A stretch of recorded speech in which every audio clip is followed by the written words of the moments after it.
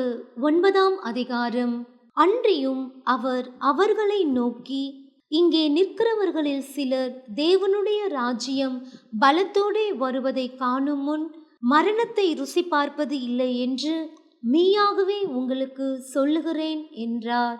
6 நாளைக்கு பின்பு இயேசு பேதுருவையும் யாக்கோபையும் யோவானையும் அழைத்து உயர்ந்த மலையின் மேல் அவர்களை தனியே கூட்டிக் கொண்டு போய் அவர்களுக்கு முன்பாக மறுரூபமானார்.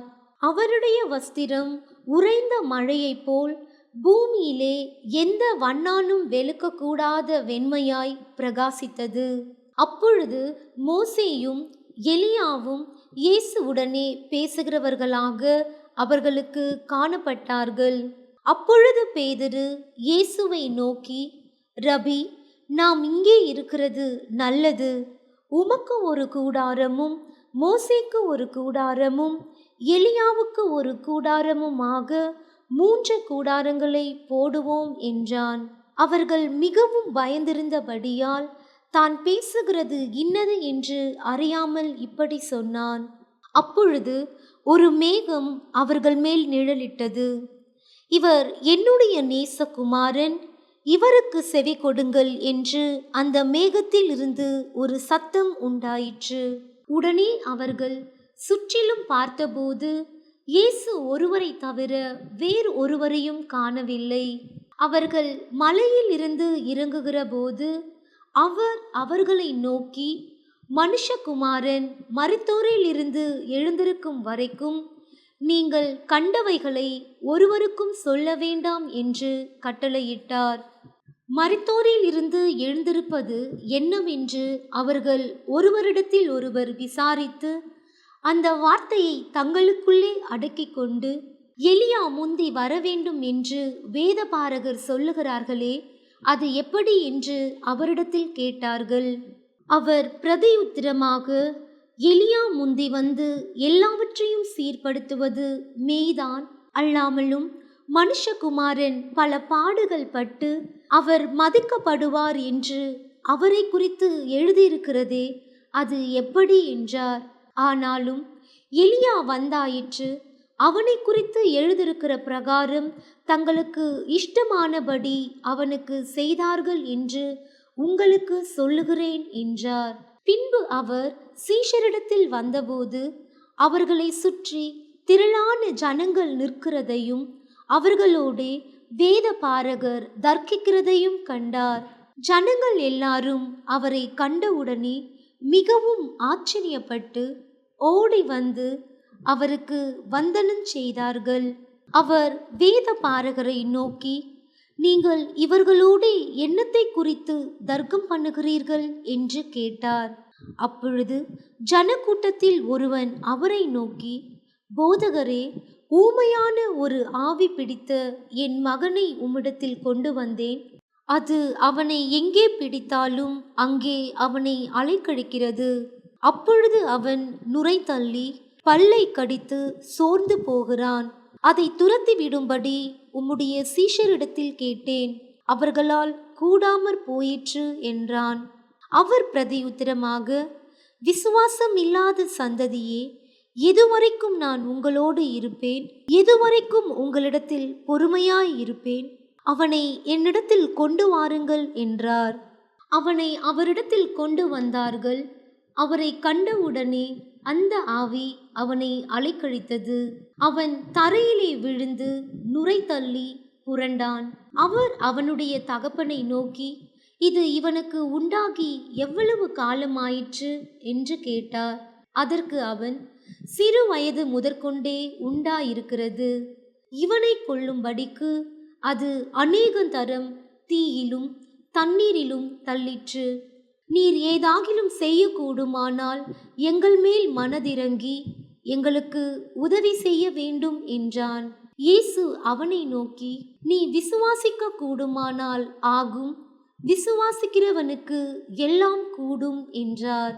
உடனே பிள்ளையின் தகப்பன், விசுவாசிக்கிறேன் ஆண்டவரே, என் அவிசுவாசம் நீங்கும்படி உதவி செய்யும் என்று கண்ணீரோடே சத்தமிட்டு சொன்னான். அப்பொழுது ஜனங்கள் கூட்டமாய் ஓடி வருகிறதை இயேசு கண்டு அந்த அசுத்த ஆவியை நோக்கி, ஊமையும் செவிடுமான ஆவியே, இவனை விட்டு புறப்பட்டு போ, இனி இவனுக்குள் போகாதே என்று நான் உனக்கு கட்டளையிடுகிறேன் என்று அதை அதட்டினார். அப்பொழுது அது சத்தமிட்டு அவனை மிகவும் அலைக்கழித்து புறப்பட்டு போயிற்று. அவன் செத்து போனான் என்று அநேகர் சொல்லத்தக்கதாக செத்தவன் போல் கிடந்தான். இயேசு அவன் கையை பிடித்து அவனை தூக்கினார். உடனே அவன் எழுந்திருந்தான். வீட்டில் அவர் பிரவேசித்த பொழுது அவருடைய சீஷர்கள், அதை துரத்திவிட எங்களால் ஏன் கூடாமற் போயிற்று என்று அவரிடத்தில் தனித்து கேட்டார்கள். அதற்கு அவர், இவ்வகை பிசாசு ஜெபத்தினாலும் உபவாசத்தினாலுமே அன்றி மற்றெவ்விதத்தினாலும் புறப்பட்டு போகாது என்றார். பின்பு அவ்விடம் விட்டு புறப்பட்டு கலிலேயாவை கடந்து போனார்கள். அதை ஒருவரும் அறியாதிருக்க வேண்டுமென்று விரும்பினார். ஏனெனில் மனுஷகுமாரன் மனுஷர் கைகளில் ஒப்பு கொடுக்கப்படுவார் என்றும் அவர்கள் அவரை கொன்று போடுவார்கள் என்றும் கொல்லப்பட்டு 3ஆம் நாளிலே உயிர்த்தெழுந்திருப்பார் என்றும் அவர் தம்முடைய சீஷர்களுக்கு போதகம் பண்ணி சொல்லியிருந்தார். அவர்களோ அந்த வார்த்தையை அறிந்து கொள்ளவில்லை. அதை குறித்து அவரிடத்தில் கேட்கவும் பயந்தார்கள். அவர் கப்பர்நகூமுக்கு வந்து வீட்டிலே இருக்கும்போது அவர்களை நோக்கி, நீங்கள் வழியிலே எதை குறித்து உங்களுக்குள்ளே தர்க்கம் பண்ணினீர்கள் என்று கேட்டார். அதற்கு அவர்கள் பேசாமல் இருந்தார்கள். ஏனெனில் அவர்கள் தங்களுக்குள்ளே எவன் பெரியவன் என்று வழியில் தர்க்கம் பண்ணினார்கள். அப்பொழுது அவர் உட்கார்ந்து 12 அழைத்து, எவனாகிலும் முதல்வனாய் இருக்க விரும்பினால் அவன் எல்லாருக்கும் கடையானவனும் எல்லாருக்கும் ஊழியக்காரனுமாய் இருக்க கடவன் என்று சொல்லி, ஒரு சிறு பிள்ளையை எடுத்து அதை அவர்கள் நடுவிலே நிறுத்தி அதை அணைத்து கொண்டு, இப்படிப்பட்ட சிறு பிள்ளைகளில் ஒன்றை என் நாமத்தினாலே ஏற்றுக்கொள்ளுகிறவன் என்னை ஏற்றுக்கொள்ளுகிறான், என்னை ஏற்றுக்கொள்ளுகிறவன் என்னை அல்ல, என்னை அனுப்பினவரை ஏற்றுக்கொள்ளுகிறான் என்றார். அப்பொழுது யோவான் அவரை நோக்கி, போதகரே, நம்மை பின்பற்றாதவன் ஒருவன் உமது நாமத்தினாலே பிசாசுகளை துரத்துகிறதை கண்டோம். அவன் நம்மை பின்பற்றாதவன் ஆனதால் அவனை தடுத்தோம் என்றான். அதற்கு இயேசு, அவனை தடுக்க வேண்டாம். என் நாமத்தினாலே அற்புதம் செய்கிறவன் எளிதாய் என்னை குறித்து தீங்கு சொல்ல மாட்டான். நமக்கு விரோதமாயிராதவன் நமது பட்சத்தில் இருக்கிறான். நீங்கள் கிறிஸ்துவினுடையவர்களாய் இருக்கிறபடியினாலே என் நாமத்தின் நிமித்தம் உங்களுக்கு ஒரு கலசம் தண்ணீர் குடிக்க கொடுக்கிறவன் தன் பலனை அடையாமற் போவது இல்லை என்று மெய்யாகவே உங்களுக்கு சொல்லுகிறேன். என்னிடத்தில் விசுவாசமாய் இருக்கிற இந்த சிறியரில் ஒருவனுக்கு இடரல் உண்டாக்குகிறவன் எவனோ அவனுடைய கழுத்தில் எந்திர கல்லை கட்டி சமுத்திரத்தில் அவனை தள்ளி போடுகிறது அவனுக்கு நலமாயிருக்கும். உன் கை உனக்கு இடரல் உண்டாக்கினால் அதை தரித்து போடு. நீ 2 கையுடையவனாய் அவியாத அக்கினியுள்ள நரகத்திலே போவதை பார்க்கிலும் ஊனனாய் ஜீவனுக்குள் பிரவேசிப்பது உனக்கு நலமாயிருக்கும். அங்கே அவர்கள் புழு சாவாமலும் அக்கினி அவியாமலும் இருக்கும். உன் கால் உனக்கு இடரல் உண்டாக்கினால் அதை தரித்து போடு.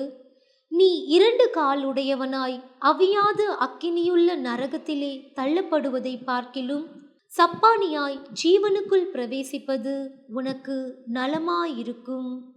அங்கே அவர்கள் புழு சாவாமலும் அக்கினி அவியாமலும் இருக்கும். உன் கண் உனக்கு இடரல் உண்டாக்கினால் அதை பிடுங்கி போடு.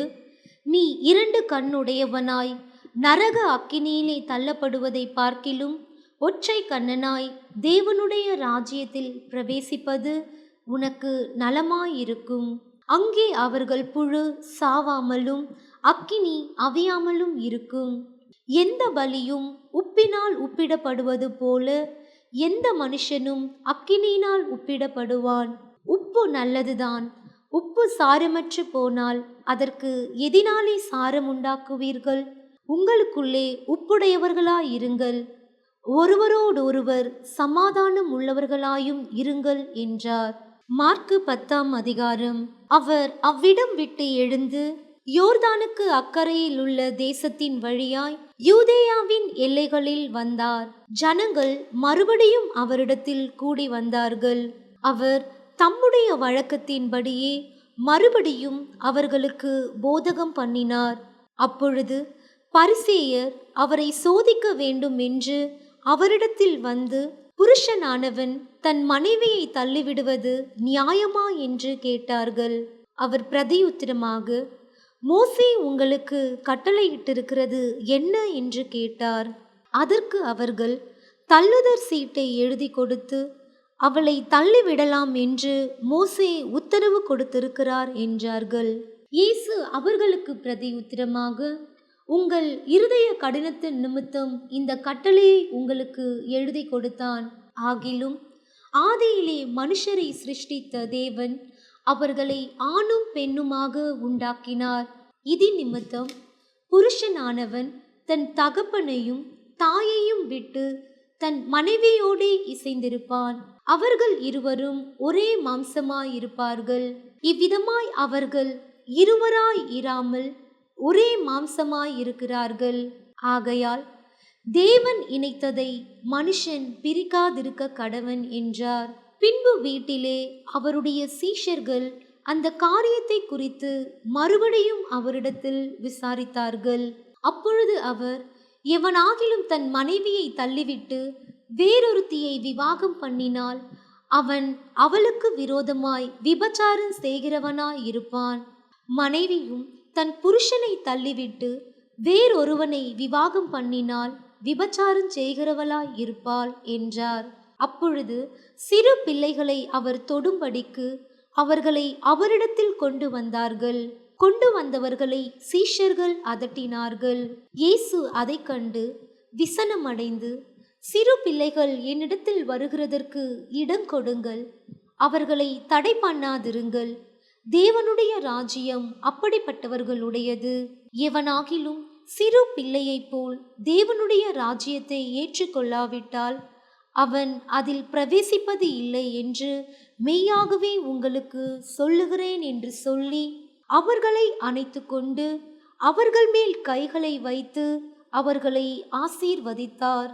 பின்பு அவர் புறப்பட்டு வழியிலே போகையில் ஒருவன் ஓடி வந்து அவருக்கு முன்பாக முழங்கால் படியிட்டு, நல்ல போதகரே, நித்திய ஜீவனை சுதந்திரித்து கொள்ளும்படி நான் என்ன செய்ய வேண்டும் என்று கேட்டான். அதற்கு இயேசு, நீ என்னை நல்லவன் என்று சொல்வானேன்? தேவன் ஒருவர் தவிர நல்லவன் ஒருவனும் இல்லையே.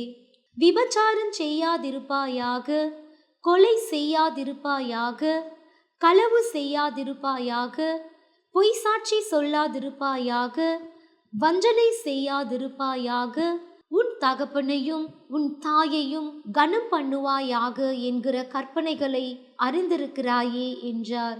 அதற்கு அவன், போதகரே, இவைகளை எல்லாம் என் சிறு வயது முதல் கை கொண்டிருக்கிறேன் என்றான். இயேசு அவனை பார்த்து அவனிடத்தில் அன்பு கூர்ந்து, உன்னிடத்தில் ஒரு குறைவு உண்டு, நீ போய் உனக்கு உண்டானவைகளை எல்லாம் விற்று தரித்திரருக்கு கொடு, அப்பொழுது பரலோகத்திலே உனக்கு பொக்கிஷம் உண்டாயிருக்கும். பின்பு சிலுவையை எடுத்துக்கொண்டு என்னை பின்பற்றி வா என்றார். அவன் மிகுந்த ஆஸ்தி உள்ளவனாயிருந்தபடியால் இந்த வார்த்தையை கேட்டு மனம் அடிந்து துக்கத்தோடே போய்விட்டான்.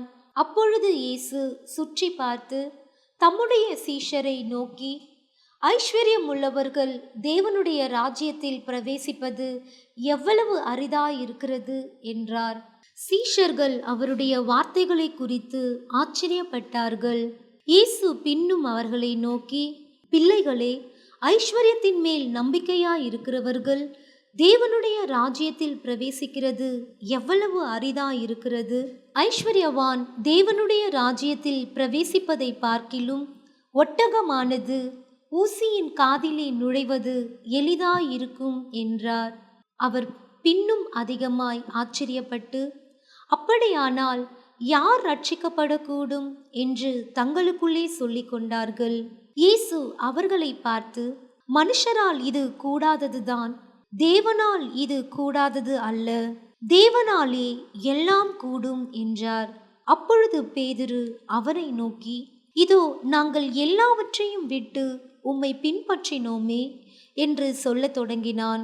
அதற்கு இயேசு பிரதி உத்தரமாக, என் நிமித்தமாகவும் சுவிசேஷத்து நிமித்தமாகவும் வீட்டையாவது சகோதரரையாவது சகோதரிகளையாவது தகப்பனையாவது தாயையாவது மனைவியையாவது பிள்ளைகளையாவது நிலங்களையாவது விட்டவன் எவனும் இப்பொழுது இம்மையிலே துன்பங்களோடே கூட நூறத்தனையாக வீடுகளையும் சகோதரரையும் சகோதரிகளையும் தாய்களையும் பிள்ளைகளையும் நிலங்களையும் மறுமையிலே நித்திய ஜீவனையும் அடைவான் என்று மெய்யாகவே உங்களுக்கு சொல்லுகிறேன்.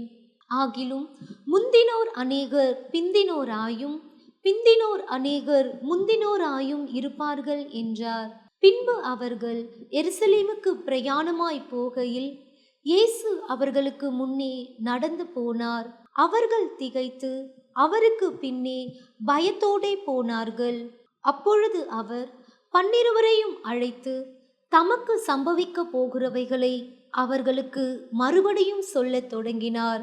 இதோ எருசலேமுக்கு போகிறோம், அங்கே மனுஷகுமாரன் பிரதான ஆசாரியரிடத்திலும் வேத பாரகரிடத்திலும் ஒப்பு கொடுக்கப்படுவார்.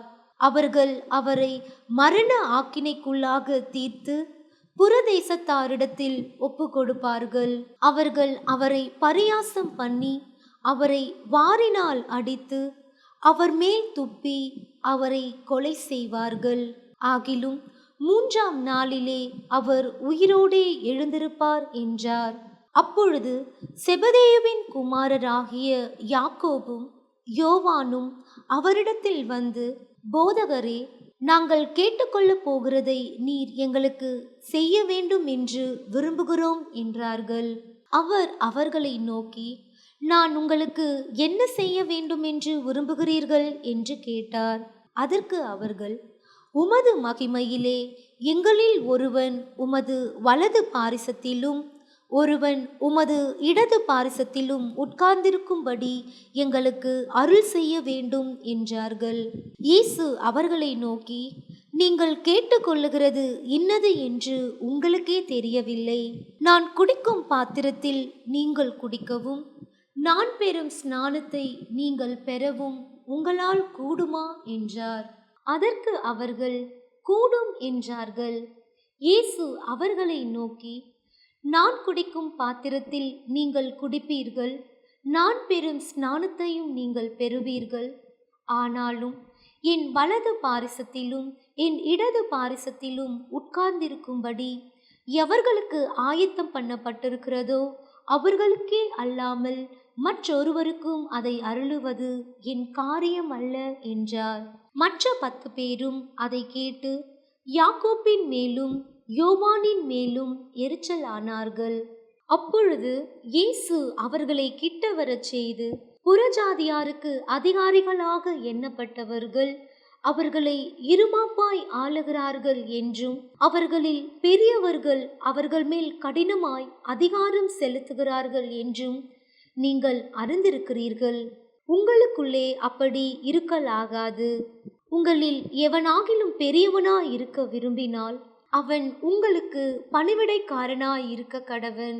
உங்களில் எவனாகிலும் முதன்மையாய் இருக்க விரும்பினால் அவன் எல்லாருக்கும் ஊழியக்காரனாய் இருக்க கடவன். அப்படியே மனுஷகுமாரனும் ஊழியம் கொள்ளும்படி வராமல் ஊழியம் செய்யவும் அநேகரை மீட்கும் பொருளாக தம்முடைய ஜீவனை கொடுக்கவும் வந்தார் என்றார். பின்பு அவர்கள் எரிகோவுக்கு வந்தார்கள். அவரும் அவருடைய சீஷர்களும் திரளான ஜனங்களும் எரிகோவை விட்டு புறப்படுகிற போது திமேயுவின் மகனாகிய பர்த்திமேயு என்கிற ஒரு குருடன் வழியருகே உட்கார்ந்து பிச்சை கேட்டு கொண்டிருந்தான்.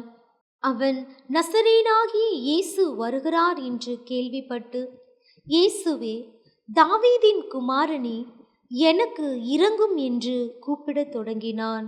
அவன் பேசாதிருக்கும்படி அநேகர் அவனை அதட்டினார்கள். அவனோ, தாவீதின் குமாரனே, எனக்கு இரங்கும் என்று முன்னிலும் அதிகமாய் கூப்பிட்டான். இயேசு நின்று அவனை அழைத்து வர சொன்னார். அவர்கள் அந்த குருடனை அழைத்து, திடன்கொள், எழுந்திரு, உன்னை அழைக்கிறார் என்றார்கள். உடனே அவன் தன் மேல் வஸ்திரத்தை எறிந்துவிட்டு எழுந்து இயேசுவினிடத்தில் வந்தான். இயேசு அவனை நோக்கி, நான் உனக்கு என்ன செய்ய வேண்டும் என்றிருக்கிறாய் என்றார். அதற்கு அந்த குருடன், ஆண்டவரே, நான் பார்வையடைய வேண்டும் என்றான். இயேசு அவனை நோக்கி, நீ போகலாம், உன் விசுவாசம் உன்னை ரட்சித்தது என்றார். உடனே அவன் பார்வை அடைந்து வழியிலே இயேசுவுக்கு பின் சென்றான்.